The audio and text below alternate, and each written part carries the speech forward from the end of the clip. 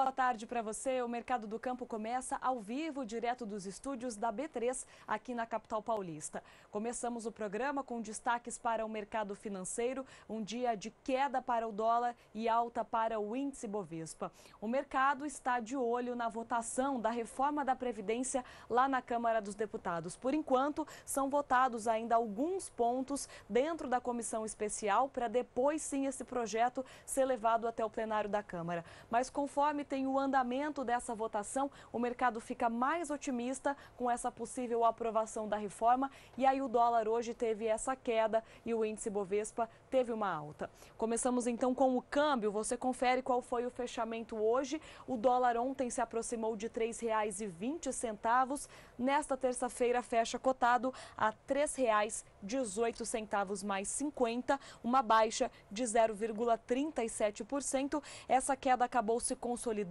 após a rejeição de 2 dos 10 destaques da reforma da Previdência que estão em votação na comissão especial da Câmara dos Deputados. Como eu disse, muitos investidores agora mais otimistas. Até ontem eles estavam mais cautelosos em relação a essa votação. Agora eles acreditam então nessa aprovação.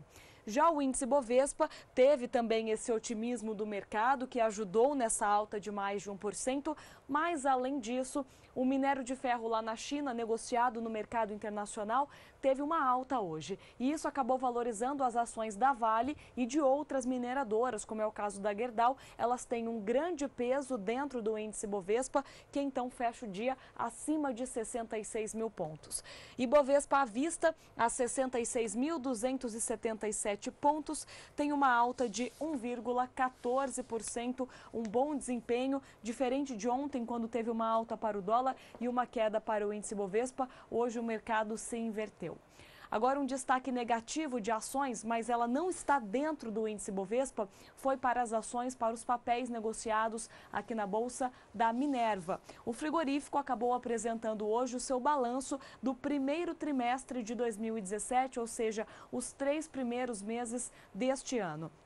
Nesses 3 primeiros meses, janeiro, fevereiro e março, o Minerva reportou um lucro líquido de R$ 2.500.000. É uma queda de 94,6% na comparação com o lucro que foi apresentado no primeiro trimestre de 2016. Entre janeiro e março do ano passado, o Minerva teve esse lucro líquido de R$ 46.300.000. Agora, como eu disse, foi de apenas R$ 2,5 milhões de reais. Segundo o diretor financeiro da empresa, um dos principais pontos que acabou afetando esse lucro foi o dólar, que se desvalorizou diante do real, se comparado com esse mesmo período do ano passado. Além disso, o preço médio dos produtos comercializados pelo Minerva, tanto aqui no Brasil quanto no exterior, teve uma queda de cerca de 10% nesse período também, comparando 2017 com 2016. E aí as ações tiveram uma queda hoje. Essa baixa chegou a ser mais acentuada em alguns momentos do dia. As ações da Minerva terminaram a terça-feira valendo R$ 10,50 por papel, queda de 0,66%. Mas aqui no preço mínimo do dia, vocês podem acompanhar que o valor chegou a R$ 10,26 por ação, ou seja, uma queda mais acentuada chegou a acontecer ao longo do dia com as ações da Minerva hoje aqui na BMF Bovespa. Como eu disse, a Minerva ela não é negociada dentro do índice Bovespa, dentro do Ibovespa, mas tem ações negociadas aqui na Bolsa.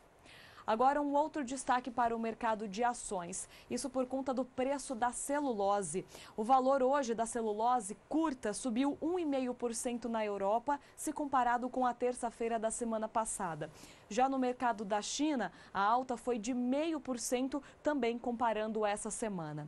No ano, o preço teve uma alta de 25% lá na China e de 9,9% lá na Europa, ou seja, uma alta bem expressiva nos últimos 12 meses para o preço da celulose.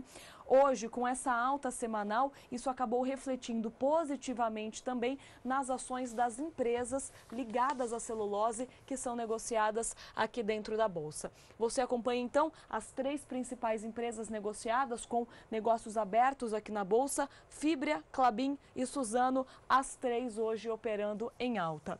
As ações da Fibria tiveram uma alta de 1,86% hoje e encerraram o dia a R$ 29,65 por ação. Já as ações da Klabin tiveram uma alta de 0,56% e ficaram a R$ 16,19 por ação. Para Suzano, 1,75% de alta e cada papel valendo R$ 13,40. Então, uma alta bem expressiva, observada hoje de uma maneira geral para todas as ações ligadas ao mercado de celulose, por conta dessa valorização semanal e anual do preço da celulose no mercado internacional. Bom, depois da reforma trabalhista que muda as leis aqui no país, a Câmara dos Deputados deve analisar um projeto de lei que é apresentado pelo deputado federal e presidente da Frente Parlamentar da Agropecuária, Nilson Leitão, que trata das regras específicas para o trabalhador no campo. A proposta tem alguns pontos polêmicos que já são discutidos em Brasília. Veja na reportagem. Desde que decidiu apoiar o projeto de reforma trabalhista apresentado pelo governo Michel Temer, a Frente Parlamentar da Agropecuária defende a elaboração de uma proposta paralela, uma legislação com regras específicas para o trabalho no meio rural. O projeto já foi apresentado. De autoria do presidente da bancada ruralista, o deputado Nilson Leitão, a proposta será analisada por uma comissão especial na Câmara dos Deputados. O projeto tem mais de 160 artigos e prevê, por exemplo, a venda integral das férias quando acordada entre patrão e empregado e a ampliação da jornada de trabalho para até 12 horas por dia, quando houver necessidade e acordo entre as partes. O ponto que mais desperta polêmica é o que permite ao empregador descontar da remuneração gastos com alimentação e moradia. A justificativa do autor do projeto é que a rotina de trabalho no campo exige regras diferenciadas. Garante os direitos do trabalhador na íntegra do seu salário, não mexe no salário, ele é intocável, salário, 13º, férias, todos os direitos trabalhistas é intocável. O que faz é acrescentar. Hoje no setor rural, geralmente o produtor, devido à sua safra, quando consegue avançar, ele premia os seus empregados, seus funcionários com a safra, com aquilo que planta. Às vezes aquele que cria pecuarista, ele divide lá 3 bezerros para um, 2 para outro, 4 para outro. No final do ano isso nunca foi documentado. Esses benefícios não aparecem na hora de um acerto trabalhista, mas é sempre uma boa relação entre o patrão e o empregado. Então esses benefícios podem ser dados em dinheiro ou na própria espécie do produto, que pode ser o milho, que pode ser a soja, que pode ser o boi, né? Assim por diante, conforme a peculiaridade e a cultura que aquele agricultor planta. Então essa relação já existe, ela é histórico no mundo rural, né? E a distorção que teve é que achando que poderia dar em comida. Não tem nenhum ponto que diz dar em cesta básica, comida ou mexer no salário do trabalhador. O salário do trabalhador está garantido na lei, basta ler a lei o que está escrito. O projeto foi apresentado em novembro de 2016 e aguarda tramitação. A proposta será analisada por uma comissão especial que será definida pela mesa diretora da Câmara dos Deputados. Márcia Prado para o SBA. No próximo bloco você vai ver que a demanda por etanol continua aquecida, mas os preços tiveram queda na última semana. Nós voltamos já. O Mercado do Campo está de volta direto dos estúdios da B3 aqui na capital paulista. O ministro da Justiça, Omar Serralho, nomeou o general do Exército, Franklinberg Ribeiro de Freitas, para exercer interinamente o cargo de presidente da Fundação Nacional do Índio, a FUNAI. O general é militar de carreira e era diretor de promoção e desenvolvimento sustentável da FUNAI. Esse cargo foi dado a ele em janeiro deste ano. Freitas, que até janeiro era assessor de relações institucionais do Comando Militar da Amazônia, em Manaus, será o primeiro militar a comandar a FUNAI em 25 anos, comandada por civis. Bom, agora o nosso assunto é o mercado de café. Os preços tiveram queda nas bolsas internacionais hoje, influenciados pelo preço do petróleo, que também operou em baixa. Normalmente, o petróleo ele acaba influenciando outras commodities. E como hoje foi um dia de queda, há uma grande preocupação em relação à produção mundial de petróleo. Isso acabou afetando também os preços do café, tanto robusta quanto arábica, negociados nas bolsas internacionais. Começamos com o mercado do café robusta lá na Bolsa de Londres. O preço do contrato de maio ficou mais uma vez abaixo de $2.000 por tonelada. Encerrou o dia negociado a $1.991 por tonelada e uma queda de 0,54%. Para julho, $2.020 por tonelada, queda de 0,34%. Já o contrato de setembro, a $2.039 por tonelada, teve uma queda de 0,29%, mesma queda para o contrato de novembro, a $2.048 por tonelada. Os contratos lá na Bolsa de Nova York tiveram tendo uma queda mais acentuada de mais de 1% hoje. Para maio, $1,32 por libra-peso, queda de 1,30%. O contrato de julho cai 1,27% e fica negociado a $1,35 por libra-peso. Já o contrato de setembro, a $1,37 por libra-peso, recua 1,22% e dezembro a $1,40 por libra-peso, a queda é de 1,26%. Você confere também os preços do café negociados aqui no Brasil. Acompanhando essa tendência internacional, os valores registram queda também nesta terça-feira. Setembro, a $164,70 a saca, tem uma queda de 1,38%, uma baixa em torno de $2-3 por saca de 60 quilos, na comparação com o preço de ontem. Então, valores do café negociados em baixa nesta terça-feira, influenciados principalmente pelo mercado do petróleo. Agora, os preços do cacau tiveram alta hoje. E essa alta foi provocada por uma preocupação do mercado em relação a chuvas muito fortes que acontecem na África Ocidental, uma das principais regiões produtoras de amêndoa de cacau do mundo todo. Com isso, hoje foi a quarta sessão seguida de alta para o preço da amêndoa do cacau negociada lá na Bolsa de Nova York. Existe essa grande preocupação de que a produção seja menor na atual temporada. Veja só como ficaram os preços negociados hoje. Contrato de maio a $1.990 por tonelada, sobe 1,79% na comparação com ontem. Já o contrato de julho a $1.960 por tonelada, tem uma alta mais discreta de 0,25%, e para setembro, $1.971 por tonelada, alta de 0,40%. Preços do petróleo, portanto, negociados em forte alta, do cacau negociados em forte alta. 4 sessões seguidas já de ganho para esse mercado com essas preocupações climáticas. Bom, agora você acompanha a cotação da vaca gorda nas principais regiões produtoras de todo o Brasil. Cotações da vaca gorda. Oferecimento Eprinex. Sua opção na terminação. Agora também injetável.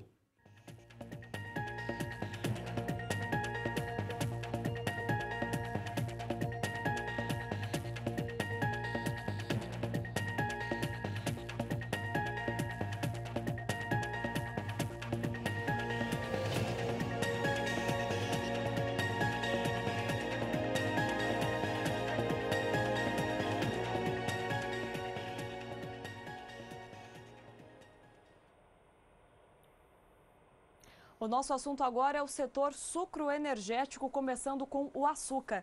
A consultoria FCA Stone divulgou hoje a sua estimativa para a safra 17/18 aqui no Brasil.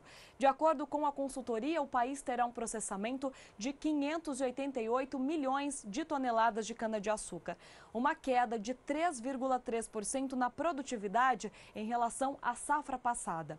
Segundo a consultoria, essa baixa deve acontecer porque aqui no Brasil a quantidade de cana bisada, que é uma cana que acaba produzindo mais de melhor qualidade, está menor nos campos e também por conta do envelhecimento do canavial. O setor vem de uma crise muito forte, está muito endividado e por conta disso não tem renovado os seus canaviais. Mesmo assim, o déficit global deve diminuir. O Brasil vai produzir menos, só que a demanda deve ser um pouco menor do que a oferta no próximo ano, isso ainda segundo a consultoria. De acordo com a FC Stone, o déficit global deve cair agora para 8 milhões e 100 mil toneladas na temporada 17-18. A causa é porque Brasil e Índia, os principais produtores e consumidores de açúcar, devem ter uma demanda menor nos próximos meses. Bom, isso acaba refletindo no mercado, que no ano passado apresentava preços bem elevados e agora, em 2017, tem preços mais baixos. Os valores do açúcar vinham sendo pressionados nos últimos dias e agora tiveram uma melhora. O contrato de julho encerrou o dia a 15,44 centes de dólar por libra-peso, uma alta de 0,39%. Já o contrato de outubro, a 15,76 centes de dólar por libra-peso, tem uma alta de pouco mais de 0,5%. Bom, os preços hoje tiveram essa elevação, mas segundo os pesquisadores, os analistas do mercado de açúcar, os preços tendem a permanecer mais apertados, uma pressão negativa sobre esse mercado, justamente por conta dessa mudança na visão do déficit global, que deveria ser maior e vai diminuir porque a demanda está menos aquecida. Agora, falando um pouco sobre o etanol, os preços do etanol hidratado nos postos do Brasil subiram em 8 estados e no Distrito Federal, caíram em 16 estados e não tiveram mudança na última semana em 2. Amapá e também o Piauí. Os preços do etanol hidratado continuaram competitivos diante da gasolina apenas no estado de Mato Grosso, isso já pela 5ª semana consecutiva. Os dados foram divulgados pela Agência Nacional de Petróleo, Gás Natural e Biocombustível, a ANP. No Brasil, o preço mínimo registrado foi no estado de São Paulo, de R$ 1,98 por litro, e o preço máximo foi no Rio Grande do Sul, R$ 4,23 pelo litro do etanol hidratado. Bom, a demanda continuou muito aquecida na última semana, de acordo com os pesquisadores do CPEA. Isso por conta do feriado que teve no início da semana passada, que faz com que haja um consumo maior mesmo de combustível. Mesmo assim, os preços tiveram queda no mercado, que é apurado semanalmente pelo CPEA. E essa baixa foi justificada pelos colaboradores justamente por conta do avanço da colheita no centro-sul do Brasil. Muitas usinas têm aproveitado o tempo mais seco e avançado com essa colheita, o que tem aumentado a oferta. Então, por mais que a demanda esteja aquecida, há uma oferta muito grande de etanol no mercado físico aqui do Brasil. Começamos com o preço do etanol hidratado, números apurados pelo CPEA no interior de São Paulo. Os valores são apurados toda semana, por isso que o preço é do dia 5 de maio, última sexta-feira. O preço do etanol hidratado fechou a semana valendo R$ 1,45 por litro. Uma queda que já passa de 2,5% no acumulado desse último mês, ou seja, os valores tiveram uma baixa mais acentuada. O preço do etanol anidro também operou em queda nos últimos dias. Ele vinha apresentando alta, mas agora com essa oferta maior teve uma baixa. A baixa é menor, de apenas 0,22%. Na última sexta-feira, o preço do etanol anidro, que é misturado à gasolina, ficou em R$ 1,65 por litro, de acordo com o CPEA aqui no estado de São Paulo. Então, os preços estão mais baixos agora para os 2 etanóis que são negociados no mercado físico aqui do Brasil. No próximo bloco, você vai ver que a colheita do feijão segunda safra avança no estado do Paraná. Nós voltamos já. O Mercado do Campo está de volta, direto dos estúdios aqui da B3, na capital paulista. Na safra 15 e 16, houve uma quebra para a produção de feijão aqui no Brasil e a área plantada também foi menor diante dos preços que estavam mais baixos. Os valores dispararam no mercado físico aqui do Brasil e aí os produtores aumentaram a sua área plantada. O estado do Paraná está agora na colheita da segunda safra do feijão. E os números são bem animadores, de acordo com o DERAL, que é o Departamento de Agricultura da Secretaria de Agricultura lá do estado do Paraná. Vamos agora ver os números que foram divulgados hoje sobre o avanço dessa colheita. De acordo com o DERAL, a área colhida já chega a 21% do total que foi plantado na safra 16-17. As lavouras em boas condições somam 63%, enquanto as lavouras em médias condições estão em 22% e em péssimas condições são apenas 15% do total. A produção está estimada em 45.366 toneladas de feijão, 50% a mais do que o que foi produzido na safra 15-16. A produtividade média subiu também 25% se comparada com o ano passado. Então não é só uma área que está maior, mas o clima também contribuiu para que a produtividade fosse mais expressiva. Então chegássemos a esse número da produção que deve ser então 50% maior do que o que foi produzido no ano passado. Boas condições de colheita e também de desenvolvimento das lavouras de feijão no estado do Paraná. Bom, a AgriShow todos os anos tem uma premiação para o melhor trator de cada categoria. A Valtra foi uma das ganhadoras deste ano. Nós conversamos com o diretor da empresa, que explica quais foram os passos até chegar nessa conquista. Veja. Paulo, o Brasil colhendo uma super safra de grãos, uma expectativa também de crescimento em outras culturas. Essa super safra foi realmente a virada do setor de máquinas e implementos para um crescimento de vendas? Esse é um grande motivo. Nós estamos prevendo 230 milhões de toneladas para esse ano, Rafael, e eu acho que esse otimismo da safra faz com que o agricultor veja o investimento de uma forma muito positiva. Agora, a Valtra também teve um incremento no market share em algumas regiões. A que se deve isso? Como vocês conseguiram esse ganho? Basicamente, nós estamos oferecendo ao agricultor aquilo que ele está pedindo, na hora certa. Então, nós programamos as nossas fábricas muito coerentemente com a sazonalidade do campo. Então, nós melhoramos a participação em São Paulo, melhoramos a participação no Rio Grande do Sul e nós temos certeza que este ano, em relação ao ano passado, nós vamos manter ou então ganhar alguma coisa. Você falou numa expectativa de vendas geral, mas que a Valtra tem que acompanhar também, de 15%. Qual que é a expectativa para 2017? Como que devem se fechar esses números? Criação de emprego, toda essa questão. 2016 foi muito difícil para toda a indústria. Então, quando nós falamos um crescimento de 15% em relação a 2016, é um número que não é tão expressivo, ele não chega aos nossos recordes de mercado, mas é o número que nós estamos trabalhando e nós estamos muito otimistas que esse número fará com que nós consigamos manter aquilo que nós temos, nós consigamos manter o nosso pessoal e principalmente conseguimos justificar todos os investimentos que foram feitos para esse lançamento imenso que fizemos no AgriShow para os nossos acionistas. Ganhar o prêmio de trator do ano aqui na AgriShow é um resultado de todo esse trabalho que vem sendo feito nos últimos anos? Um prêmio tão sério quanto o trator do ano aqui no AgriShow é a coroação de um trabalho de time, é a coroação de um trabalho de mercado e principalmente o mais importante é que o nosso cliente aprovou o produto, que ele foi desenvolvido segundo o que eles pediram. E o mercado para nós é tudo. Para a gente finalizar, você mostrou aqui que a Valtra está presente do começo ao fim de toda a produção do agricultor, desde o plantio até a colheita, até entregar dentro do armazém mesmo esse produto. Qual que é o diferencial de ter essa visão completa do mercado? Eu acho mais importante, o diferencial fundamental é que o cliente hoje procura cada vez mais um fornecedor que possa dar a solução completa. Então, ele não precisa ficar caçando em qualquer lugar, eu vou comprar um equipamento aqui, um equipamento em outro lugar. Não, ele vai ao nosso concessionário, o nosso concessionário está preparado para atendê-lo naquela linha de máquinas toda. E aqui no mercado de cana, nós somos os únicos fabricantes que oferecem a solução completa, desde o plantio, colheita, cultivo e, caso utilize, a cogeração com as nossas enfardadoras. Só lembrando, a AgriShow aconteceu entre os dias 1º e 5 de maio, semana passada, em Ribeirão Preto, no interior de São Paulo.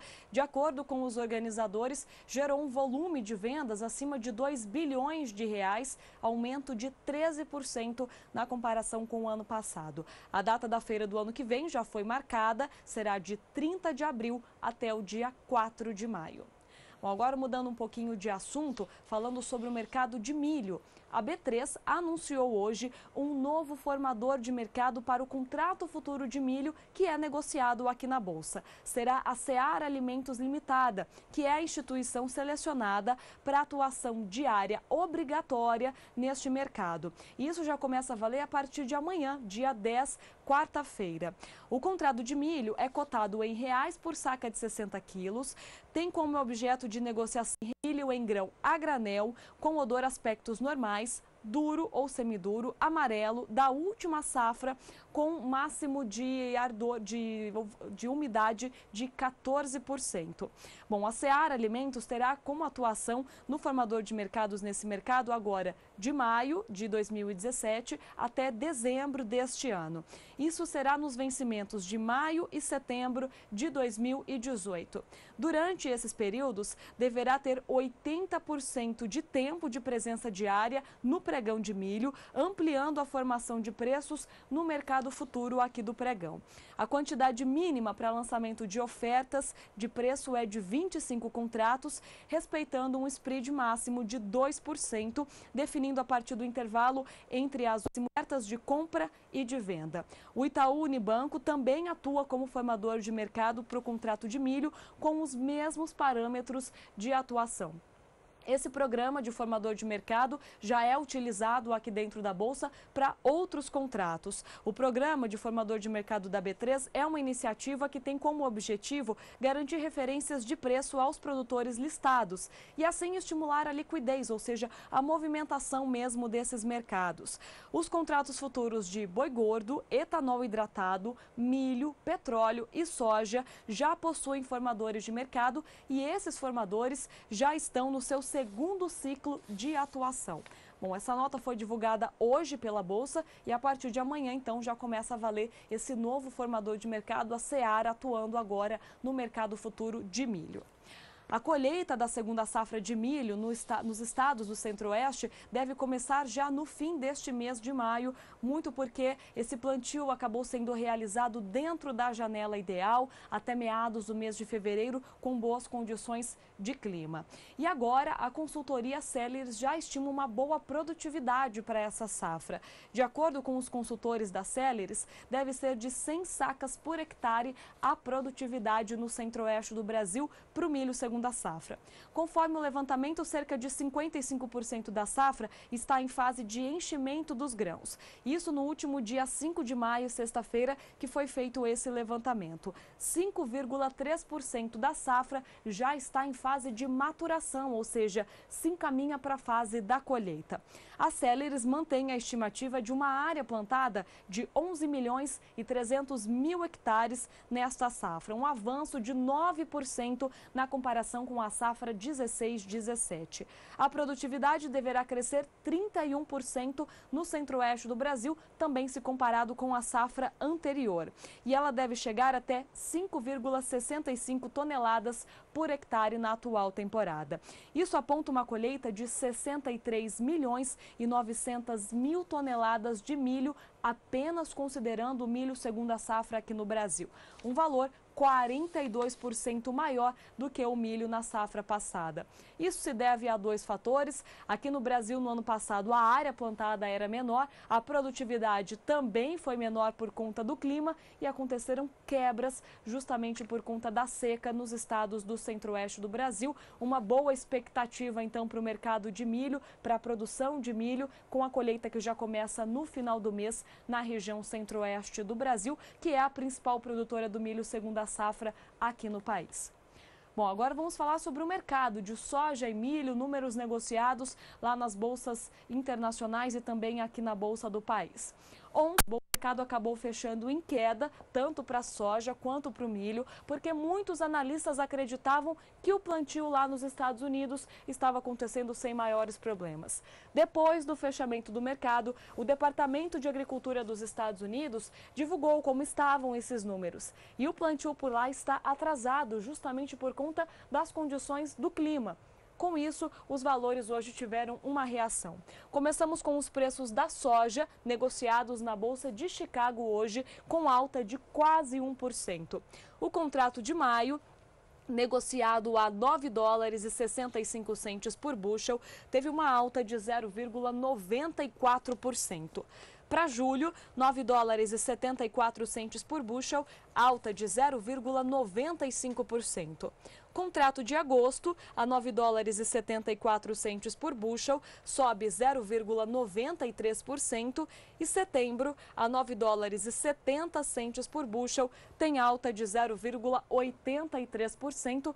Todos os contratos negociados hoje lá na Bolsa de Chicago acabaram fechando, olha, muito perto do preço máximo do dia, também lá na Bolsa de Chicago. Ou seja, houve uma boa valorização ao longo de todo o dia e os preços acabaram mantendo esse ganho ao longo da sessão desta terça-feira.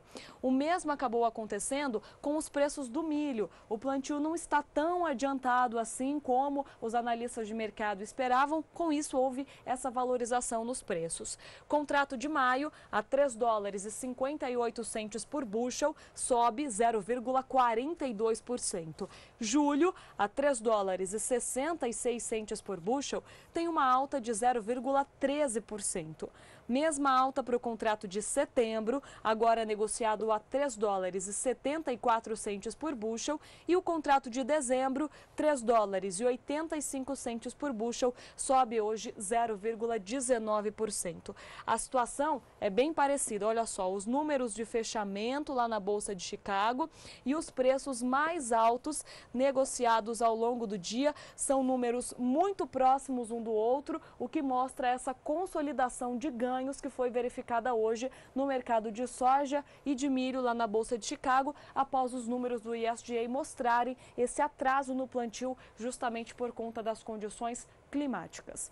Por fim, você acompanha como ficou o preço do milho hoje aqui no país, também mercado futuro, um dia de queda para os preços, justamente com a proximidade desse início da colheita no centro-oeste do Brasil e de uma super safra que deve se confirmar. Contrato de maio a R$ 27,90 a saca de 60 quilos, cai 0,46%. Setembro, a R$ 26,85 a saca, tem queda de 0,63%. Mesma queda para o contrato de novembro, a R$ 27,01 a saca, e janeiro do ano que vem, agora R$ 28,39 a saca de 60 quilos, tem também uma queda hoje de 0,63%. Só lembrando que nós falamos agora há pouco sobre o novo formador de mercado para os contratos de milho aqui da Bolsa, só que eles devem atuar justamente nos contratos do ano que vem, não nesses contratos deste ano. Bom, o Mercado do Campo desta terça-feira fica por aqui. Você acompanha agora o Pecuária BR com Renata Ferreira e Jorge Zaidan. Nós voltamos amanhã às 5h35 da tarde.